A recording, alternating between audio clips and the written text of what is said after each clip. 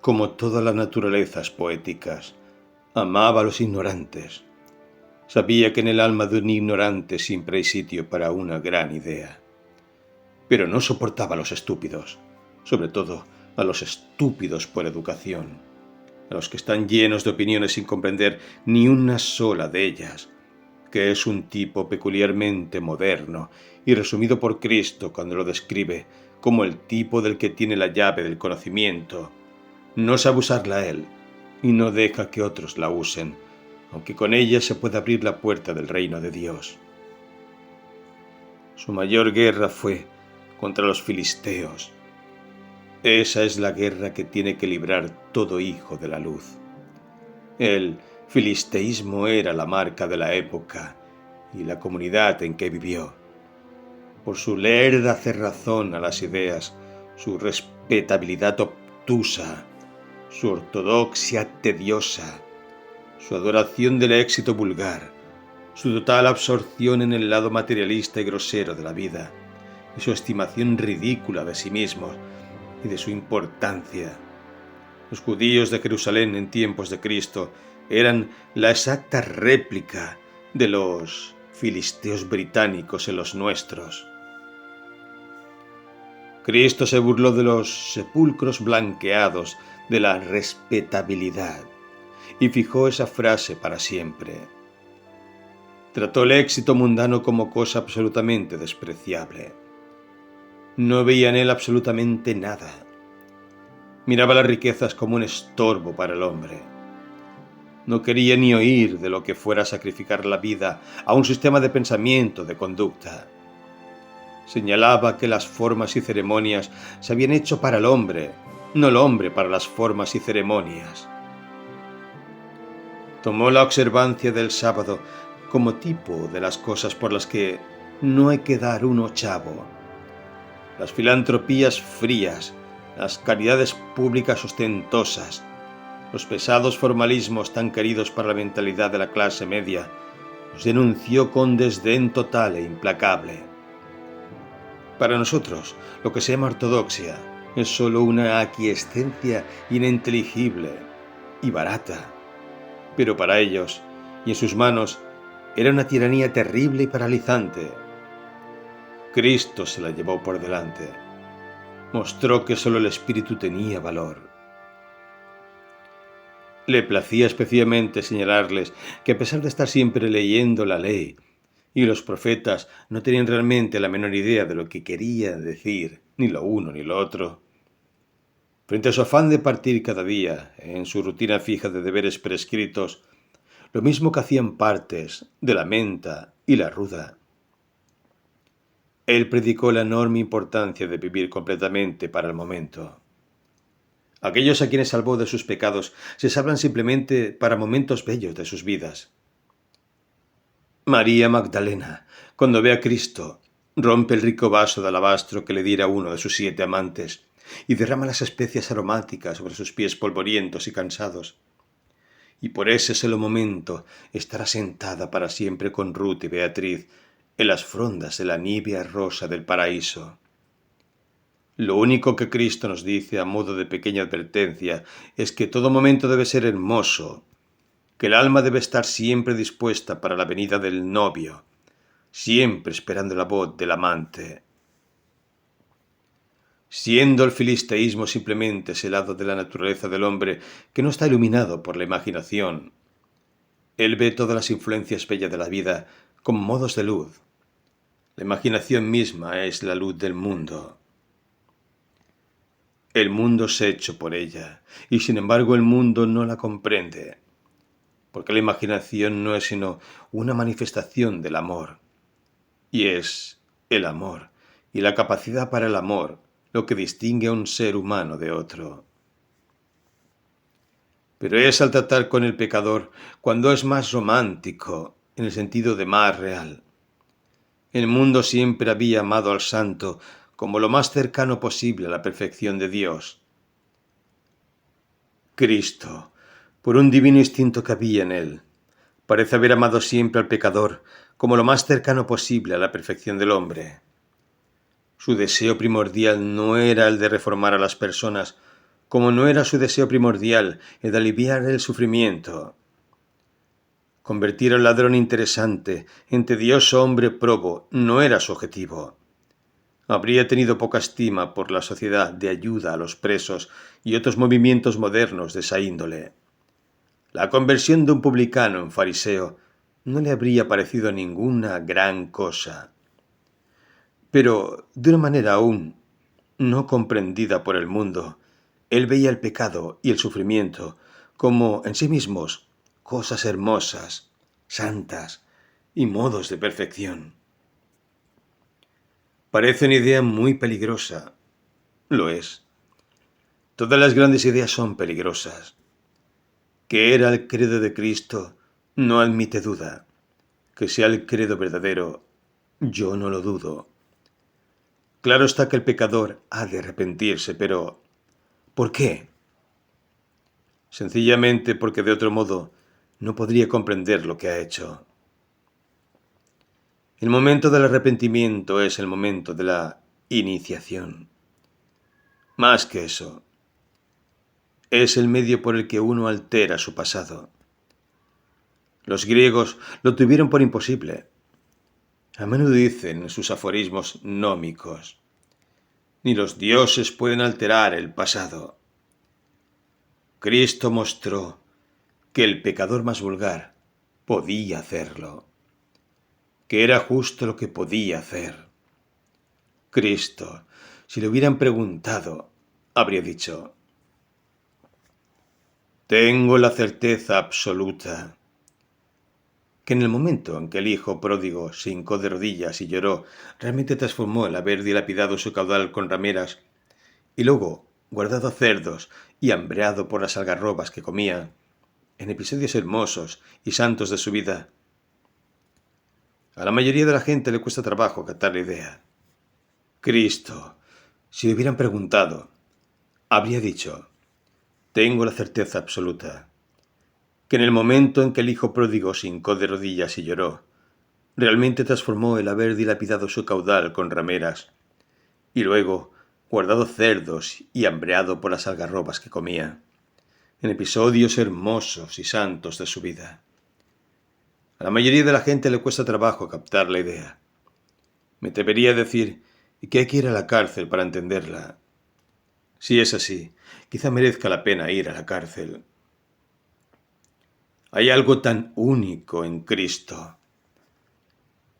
Claro está que, así como hay falsos amaneceres antes del amanecer, y días de invierno tan llenos de súbito sol que engañan al sabio croco y le hacen malbaratar su oro antes de tiempo, y hacen que algún pájaro tonto llame a su compañera para construir en ramas peladas, así también hubo cristianos antes de Cristo. Eso lo deberíamos agradecer. Lo desdichado es que no haya habido ninguno hasta entonces. Hago una excepción: San Francisco de Asís. Pero es que Dios le había dado de nacimiento un alma de poeta. Y él mismo, de muy joven, había tomado por esposa, en bodas místicas, a la pobreza. Y con alma de poeta y cuerpo de mendigo, el camino de la perfección no le fue difícil. Comprendió a Cristo, y por eso vino a ser como Él. No hace falta que el Liber Conformitatum nos diga que la vida de San Francisco fue la verdadera imitatio Christi. Un poema comparado con el cual el libro que lleva ese nombre no es más que prosa. De hecho, ahí está el encanto de Cristo, a fin de cuentas. Él es justamente como una obra de arte. No es que realmente enseñe nada, sino que por entrar en su presencia, uno llega a ser algo. Y todos estamos predestinados a su presencia. Por lo menos, una vez en su vida, todo hombre camina con Cristo a Emaús. En cuanto al otro tema, la relación de la vida artística con la conducta, sin duda te parecerá extraño que lo elija. La gente apunta a la prisión de Reading y dice: ahí es a donde conduce la vida artística. pues podría conducir a sitios peores. Las personas más mecánicas, para quienes la vida es una especulación astuta, dependiente de un cuidadoso cálculo de medios y recursos, saben siempre a dónde van, y van. Parten del deseo de ser el sacristán de la parroquia, y cualquiera que sea la esfera en que estén situados, consiguen ser el sacristán de la parroquia, y nada más. Un hombre cuyo deseo sea ser algo aparte de sí mismo, ser miembro del Parlamento, o tendero próspero, o abogado eminente, o juez, o cualquier bobada semejante, de todas consigue ser lo que quiere ser. Ese es su castigo. El que quiere una máscara tiene que llevarla. Pero con las fuerzas dinámicas de la vida, y aquí yo sé quiénes esas fuerzas dinámicas encarnan, no sucede lo mismo. Las personas cuyo deseo es únicamente la autorrealización no saben nunca dónde van. No lo pueden saber. En un sentido de la palabra, es necesario, por supuesto, como decía el oráculo griego, conocerse a uno mismo. Ese es el primer logro del conocimiento. Pero reconocer que el alma de un hombre es incognoscible es el logro último de la sabiduría. El misterio final es uno mismo.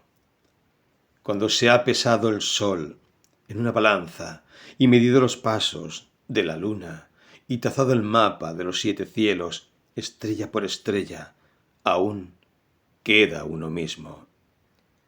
¿Quién puede calcular la órbita de su propia alma? Cuando el hijo de Kis salió a buscar los asnos de su padre, no sabía que un hombre de Dios le estaba esperando con el mismísimo óleo de la coronación y que su propia alma era ya el alma de un rey. Espero vivir lo bastante y hacer obra de tal carácter que a final de mis días pueda decir: sí, aquí justamente es a donde conduce la vida artística. 2 de las vidas más perfectas que me he encontrado en mi propia experiencia son las vidas de Verlaine y del príncipe Kropotkin. Los dos, hombres que pasaron años en prisión. El primero, el único poeta cristiano desde Dante. El otro, un hombre con el alma de ese hermoso Cristo blanco que parece estar despuntando en Rusia. Y durante los últimos 7 u 8 meses, a pesar de una sucesión de grandes tribulaciones que me llegaban del mundo exterior casi sin pausa, he estado en contacto directo con un nuevo espíritu que opera en esta prisión por conducto de los hombres y de las cosas, y que me ha ayudado como no se puede expresar con palabras. De suerte que, así como en el primer año de mi encarcelamiento, no hice otra cosa, ni recuerdo haber hecho otra cosa, que retorcerme las manos con desesperación impotente y decir: ¡qué final! ¡Qué espantoso final! Ahora intento decirme, y a veces cuando no me estoy torturando me digo de verdad y sinceramente: ¡qué comienzo! ¡Qué maravilloso comienzo! Puede ser que verdaderamente lo sea. Puede llegar a serlo. Si lo es, deberé mucho a esta nueva personalidad que ha alterado la vida de todos los hombres que hay aquí. Las cosas en sí mismas son de poca importancia. De hecho, no tienen. Demos por una vez las gracias a la metafísica por habernos enseñado algo, existencia real. Solo el espíritu es importante. Se puede infligir castigo de tal modo que cure, no que abra una herida. Lo mismo que se puede dar limosna, de tal modo que el pan se haga piedra en las manos del que da. Del cambio que hay, no en las normas, que están escritas en letras de hierro, sino en el espíritu que se sirve de ellas como su expresión. Te podrás dar cuenta si te digo que si me hubieran liberado el pasado mes de mayo, como lo intenté, habría salido de este lugar aborreciéndolo y aborreciendo a todos sus funcionarios con una amargura de odio que habría envenenado mi vida. He tenido un año más de prisión, pero la humanidad ha estado en la cárcel con todos nosotros. Y ahora, cuando salga, Siempre recordaré grandes bondades que aquí he recibido de casi todo el mundo. Y el día de mi liberación daré las gracias a muchas personas y pediré que ellas a su vez me recuerden. El sistema penitenciario es absoluta y totalmente equivocado. Daría cualquier cosa por poder alterarlo cuando salga. Pretendo intentarlo. Pero no hay nada en el mundo tan equivocado que el espíritu de la humanidad, que es el espíritu del amor, el espíritu del Cristo que no está en las iglesias. No puede hacerlo, sino acertado, al menos soportable, sin demasiada amargura de corazón. Sé también que fuera me están esperando muchas cosas muy deliciosas, desde lo que San Francisco llama mi hermano el viento y mi hermana la lluvia. Cosas galanas las dos, hasta los escaparates y los atardeceres de las grandes ciudades. Si hiciera una lista de todo lo que todavía me queda, no sabría dónde parar, porque en verdad Dios hizo el mundo para mí, tanto como para cualquier otro. ¿Acaso salga con algo que antes no tenía? No necesito decirte que para mí las reformas de moral son tan vacuas y vulgares como las reformas en teología. Pero si proponerse ser un hombre mejor es hipocresía científica, haber llegado a ser un hombre más profundo es el privilegio de los que han sufrido. Y a eso creo haber llegado. Juzga tú mismo. Si cuando haya salido un amigo mío diera una fiesta y no me invitara, no me importaría nada. Puedo ser perfectamente feliz solo, con libertad, libros, flores y la luna. ¿Quién no puede ser feliz? Además, las fiestas ya no son para mí. He dado demasiadas para que me divirtieran. Para mí ese lado de la vida se ha acabado, y me atrevo a decir que por suerte. Pero si, cuando haya salido, un amigo mío tuviera una pena y se negara a dejarme compartirla, eso lo sentiría muy amargamente. Si cerrara las puertas de la casa doliente contra mí, yo volvería una y otra vez y suplicaría que me dejasen entrar para poder compartir lo que tengo derecho a compartir. Si él me juzgase indigno, no merecedor de llorar con él, yo lo sentiría como la humillación más lacerante, como el modo más terrible de ponerme en vergüenza. Pero eso no podría ser. Tengo derecho a compartir el dolor, y el que pueda mirar la hermosura del mundo y compartir su dolor y comprender algo del prodigio de las dos, está en contacto inmediato con las cosas divinas y se ha acercado tanto como el que más al secreto de Dios. Quizá entre en mi arte también, no menos que mi vida, una nota aún más profunda, de mayor unidad de pasión y rectitud de impulso. No la amplitud, sino la intensidad, es el verdadero objetivo del arte moderno. Lo que nos interesa en el arte ya no es el tipo, es la excepción lo que tenemos que tratar. Yo no puedo ponerme sufrimientos en la forma que hayan tomado, ni qué decir tiene. El arte no empieza sino allí, donde la imitación termina. Pero algo tiene que entrar en mi obra, de una armonía de las palabras más completa, quizá, de cadencias más ricas, de efectos de color más curiosos, de orden arquitectónico más simple, de alguna cualidad estética, en fin. Cuando Marsias fue arrancado de la vaina de sus miembros, da la vagina delle memorie sue, según una de las frases más terribles, más a lo Tácito de Dante, ya no tuvo más canto, decían los griegos.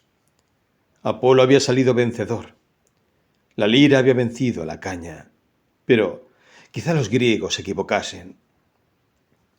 Yo oigo en mucho del arte moderno el grito de Marsias. Es amargo en Baudelaire, dulce y lamentoso en Lamartine, místico en Verlaine. Están las resoluciones diferidas de la música de Chopin. Está en el descontento que ronda los rostros recurrentes de las mujeres de Burne Jones, hasta Matthew Arnold, cuya canción de Callicles habla del triunfo de la dulce lira persuasiva y de la final victoria famosa, con una nota tan clara de lírica belleza. Hasta él, en ese fondo desasosegado de duda y angustia que ronda sus versos, tiene no poco de lo mismo.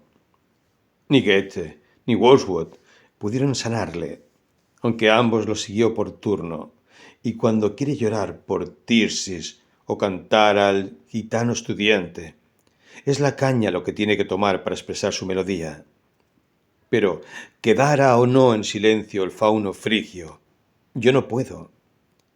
La expresión me es tan necesaria como la hoja y el capullo para las ramas negras de los árboles que se asoman sobre el muro de la cárcel y tanto se agitan en el viento.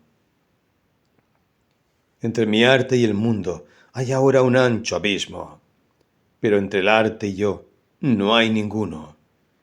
Espero al menos que no haya ninguno.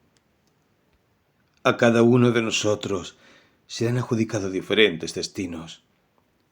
La libertad, el placer, las diversiones, una vida cómoda, han sido tu parte, y no eres digno de ella.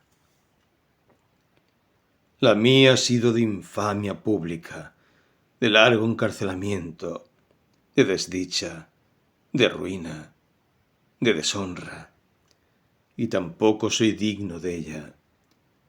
Todavía no, por lo menos.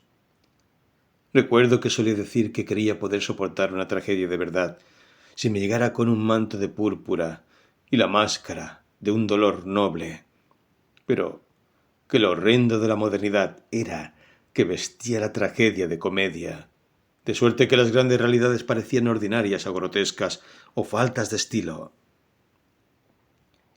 Eso es muy cierto de la modernidad. Probablemente siempre ha sido cierto de la vida real.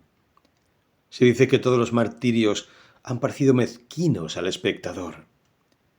El siglo XIX no es excepción a la regla general. Todo lo que ha rodeado mi tragedia ha sido odioso, mezquino, repelente, falto de estilo. Ya nuestro traje nos hace grotescos. Somos los fantoches del dolor. Somos payasos que tienen roto el corazón. Estamos especialmente ideados para excitar el sentido del humor. El 13 de noviembre de 1895 me llevaron de aquí a Londres. Desde las 2 hasta las 2:30 de ese día tuve que estar en el andén central de Clapham Junction, vestido de presidiario y esposado, a la vista del mundo entero.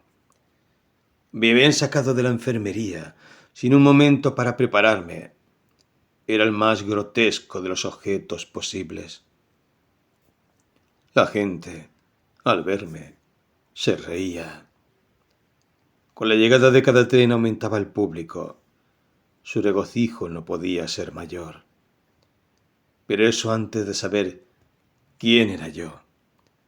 Cuando se lo decían, se reían todavía más. Allí estuve media hora, bajo la lluvia gris de noviembre, rodeado por una chusma que se burlaba de mí. Durante un año, después de que me hicieran esto, estuve llorando todos los días, a la misma hora y por el mismo espacio de tiempo. Esto no es tan trágico como posiblemente te parezca. Para el que está en la cárcel, las lágrimas son parte de la experiencia de cada día.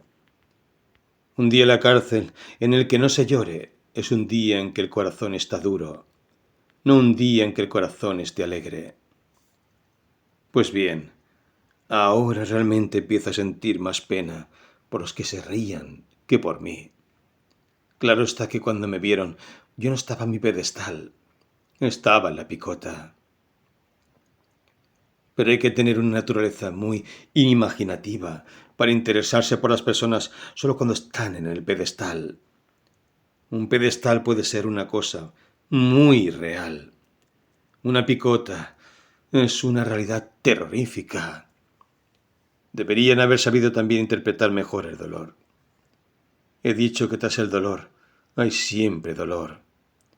Aún más exacto sería decir que tras el dolor hay siempre un alma. Y burlarse de un alma dolorida es una cosa horrenda. No pueden ser hermosas las vidas de quienes lo hagan. En la economía extrañamente simple del mundo, solo se obtiene lo que se da. Y a los que no tienen imaginación bastante para traspasar la mera cáscara de las cosas y apiadarse, ¿qué piedad puede dárseles sino la del desprecio?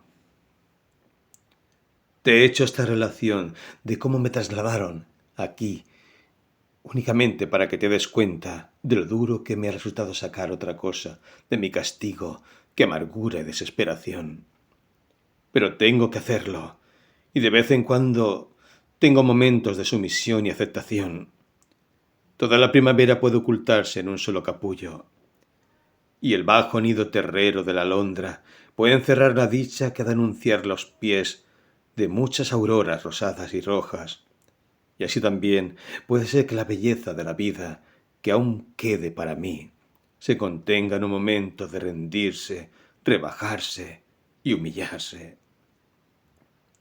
Puedo, de cualquier manera, limitarme a seguir las líneas de mi desarrollo y, aceptando todo lo que me ha pasado, hacerme digno de él. Solía decirse de mí que era demasiado individualista. He de ser mucho más individualista que nunca.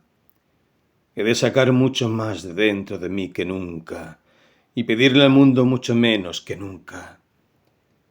La verdad es que mi ruina no brotó de una vida demasiado individualista, sino demasiado poco. La única acción afrentosa, imperdonable y para siempre despreciable de mi vida fue dejarme arrastrar a apelar a la sociedad en busca de ayuda y protección contra tu padre. Semejante apelación contra cualquiera habría estado ya bastante mal desde el punto de vista individualista. Pero ¿qué excusa podrá haber nunca para haberla hecho contra alguien de semejante naturaleza y aspecto?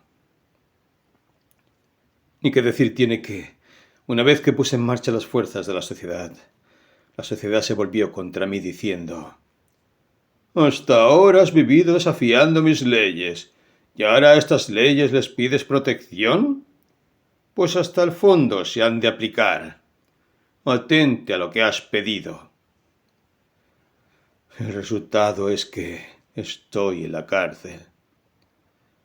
Y yo sentí amargamente la ironía y la ignominia de mi posición, cuando en el curso de mis 3 juicios, empezando por el juzgado de guardia, veía a tu padre entrar y salir con la esperanza de traer la atención pública, como si alguien pudiera dejar de observar o recordar el porte y vestimenta de mozo de cuadra, las piernas torcidas, las manos temblonas, el belfo colgante, la sonrisa bestial e imbécil.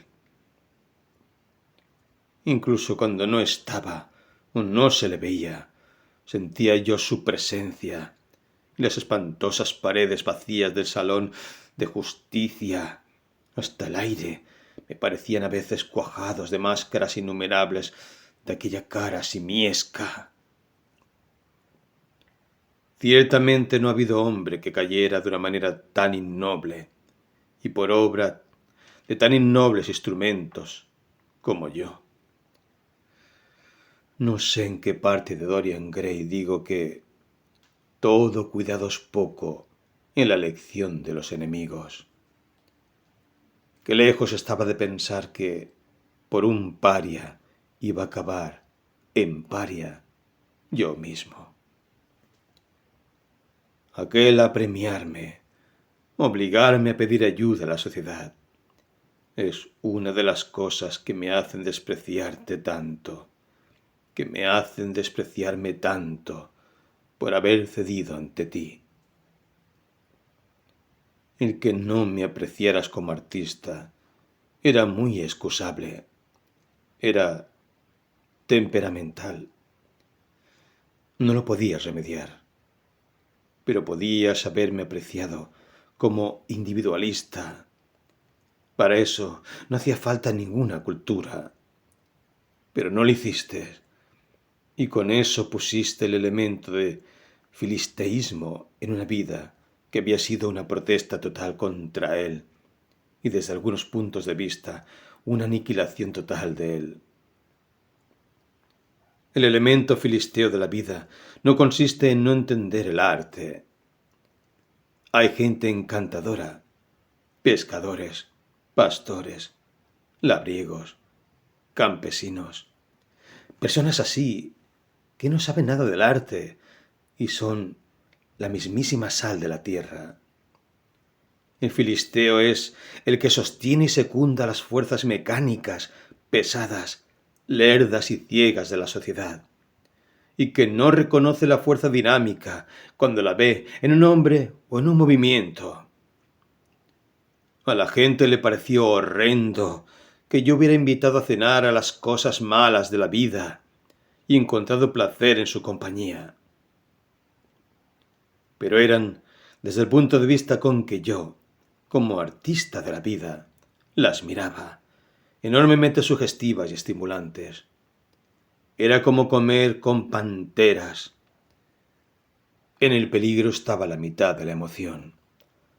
Yo sentía lo que debe sentir el encantador de serpientes cuando incita a la cobra a salir de la tela pintada o el cesto de mimbre que la envuelve y le hace abrir la capucha de una orden suya y meterse en el aire como se mece reposadamente una planta en el agua. Para mí eran serpientes doradas y brillantes. Su veneno era parte de su perfección. No sabía que cuando me hirieran sería el toque de tu flauta y a sueldo de tu padre. No me siento nada avergonzado de haberlas conocido. Eran intensamente interesantes. De lo que sí me avergüenzo es de la horrible atmósfera de filisteísmo en que tú me metiste. Yo era un artista para tratar con Ariel. Tú me hiciste forcejear con Calibán. En lugar de hacer cosas hermosas, coloridas, musicales como Salomé y la tragedia florentina y la Sainte Courtisane, me vi obligado a mandarle a tu padre largas cartas de abogado y constreñido a apelar a aquello mismo contra lo que siempre protesté. Claiborne y Atkins eran maravillosos en su guerra infame contra la vida. Invitarlos era una aventura increíble. Dumas padre, Cellini, Goya, Edgar Allan Poe o Baudelaire habrían hecho lo mismo. Lo que para mí es asqueroso es el recuerdo de visitas interminables al abogado Humphreys en tu compañía, cuando la luz siniestra y cegadora de un cuarto pelado nos sentábamos, tú y yo, muy serios, a decirle mentiras serias a un hombre calvo, hasta que yo literalmente gemía y bostezaba de hastío.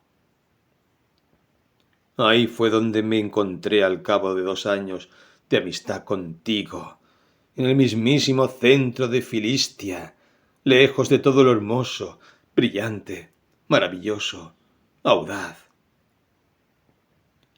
Al final tuve yo que adelantarme por ti, como adalid de la respetabilidad en la conducta, el puritanismo en la vida y la moralidad en el arte. Véase a dónde conducen los malos caminos.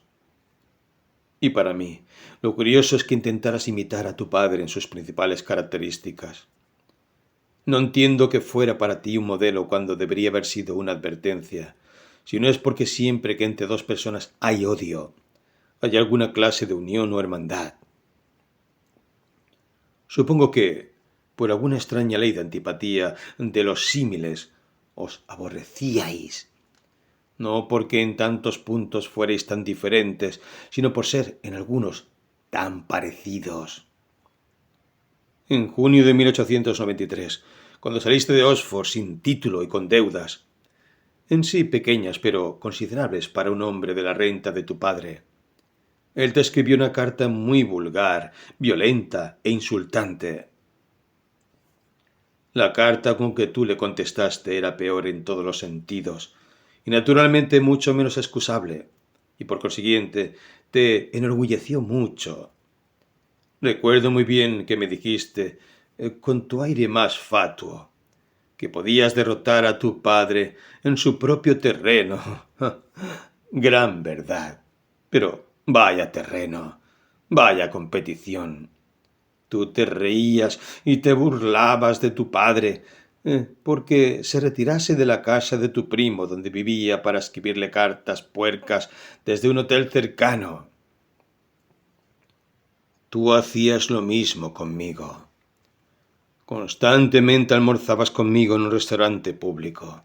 Te enfadabas o hacías una escena durante el almuerzo y luego te retirabas al White's Club a escribirme una carta de lo más sucio.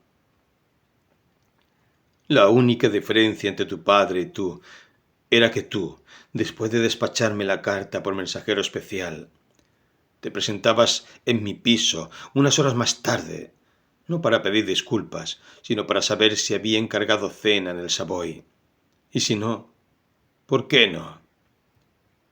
A veces llegabas incluso antes de que hubiera leído la carta ofensiva. Me acuerdo que en una ocasión me habías pedido que invitara a almorzar en el Café Royal a dos de tus amigos, a uno de los cuales no le había visto en la vida. Así lo hice, y a petición tuya encargué por adelantado un almuerzo especialmente lujoso.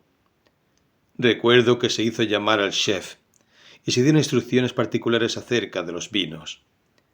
En lugar de ir al almuerzo, me mandaste al café una carta insultante, calculada, para que me llegase cuando ya llevábamos media hora esperándote. Yo leí la primera línea, vi de qué se trataba, y echándomela al bolsillo, les expliqué a tus amigos que estaba súbitamente indispuesto y que el resto de la carta se refería a tus síntomas. La verdad es que no la leí hasta la hora de vestirme para cenar en Tite Street aquella noche. Estaba en el medio de su cenagal, preguntándome con infinita tristeza cómo podías escribir cartas que eran verdaderamente como la baba y el espumarajo en labios de un epiléptico, cuando entró mi criado para decirme que estabas en el vestíbulo y empeñado en verme 5 minutos. Al punto ordené que subieras. Llegaste, reconozco que muy asustado y pálido, pidiéndome consejo y auxilio, porque te habían dicho que un enviado del abogado Lumley había estado preguntando por ti en Cadogan Place y temías estar amenazado por el lío de Oxford o algún peligro nuevo. Yo te tranquilicé. Te dije, como si resultó ser, que probablemente no sería más que la factura de alguna tienda, y te dejé quedarte a cenar y pasar la velada conmigo. Tú no dijiste una sola palabra sobre tu odiosa carta, ni yo tampoco. La traté simplemente como un síntoma desdichado de un temperamento desdichado. Jamás se aludió al tema. Escribirme una carta asquerosa a las 2:30 y correr a mí en busca de ayuda y apoyo a las 7:15 de la misma tarde era en tu vida una cosa de lo más natural. Bien aventajaste a tu padre en esos hábitos, lo mismo que en otros. Cuando las cartas repugnantes que él te había escrito se leyeron en vista pública, él, lógicamente, sintió vergüenza y fingió que lloraba. Si sus propios abogados hubieran leído las que tú le enviaste, el horror y la repugnancia de todos los presentes habrían sido todavía mayores. Ni era sólo que, en el estilo, le derrotases en su propio terreno, sino que, en el modo de ataque, le dabas 15 y raya. Te valías del telegrama público y de la tarjeta postal sin sobre. Yo creo que esos modos de incordio se los podías haber dejado a gente como Alfred Wood, que tiene ahí su única fuente de ingresos. ¿No te parece? Lo que para él y los de su calaña era una confesión, fue para ti un placer, y bien malo. ni has abandonado tampoco la horrible costumbre de escribir cartas ofensivas después de todo lo que a mí me ha ocurrido con ellas y por ellas. Aún la cuentas entre tus habilidades y la ejercitas con mis amigos, con quienes me han tratado bien en la cárcel, como Robert Sherard y otros. Debería darte vergüenza. Cuando Robert Sherard supo por mí que yo no quería que publicaras ningún artículo sobre mí en el Mercure de France, con o sin cartas, deberías haberle estado agradecido por averiguar mis deseos al respecto y evitar que sin querer me hicieras todavía más daño del que ya me habías hecho. Recuerda que una carta paternalista y filistea sobre juego limpio, con un hombre caído, está muy bien para un periódico inglés. Están las viejas tradiciones del periodismo inglés en lo que respecta a su actitud hacia los artistas. Pero en Francia ese tono nos habría hecho objeto, a mí de ridículo y a ti de desprecio. Yo no habría podido autorizar ningún artículo sin conocer su objetivo, tono, planteamiento y demás. En el arte, las buenas intenciones no tienen el menor valor. Todo el arte malo ha nacido de buenas intenciones. Ni es Robert Sherard el único de mis amigos al que has dirigido cartas amargas y virulentas porque quisieron consultar mis deseos y pareceres en asuntos que me concernían. La publicación de artículos sobre mí, la dedicatoria de tus versos, la entrega de mis cartas y regalos, etc. También a otros los has molestado o intentado molestar. ¿Se te ocurre alguna vez pensar en qué espantosa posición habría estado si durante estos 2 años, durante mi espantosa condena, hubiera dependido de ti como amigo? ¿Alguna vez lo piensas? ¿Alguna vez sientes gratitud hacia quienes con bondad sin tasa, devoción sin límite, alegría y gozo de dar, han aligerado mi negra carga, me han visitado una y otra vez, me han escrito cartas bellas y solidarias, han gestionado mis asuntos por mí, han organizado para mí mi vida futura, han estado junto a mí frente a la maledicencia, el sarcasmo, la mofa descarada y hasta el insulto? Doy gracias a Dios todos los días por haberme dado otros amigos que tú. Todo se lo debo a ellos. Hasta los libros que hay en mi celda están pagados por Robbie, con el dinero de sus gastos. De la misma fuente saldrá mi ropa cuando me liberen. No me da vergüenza de estar lo que se me da con amor y afecto. Me enorgullece.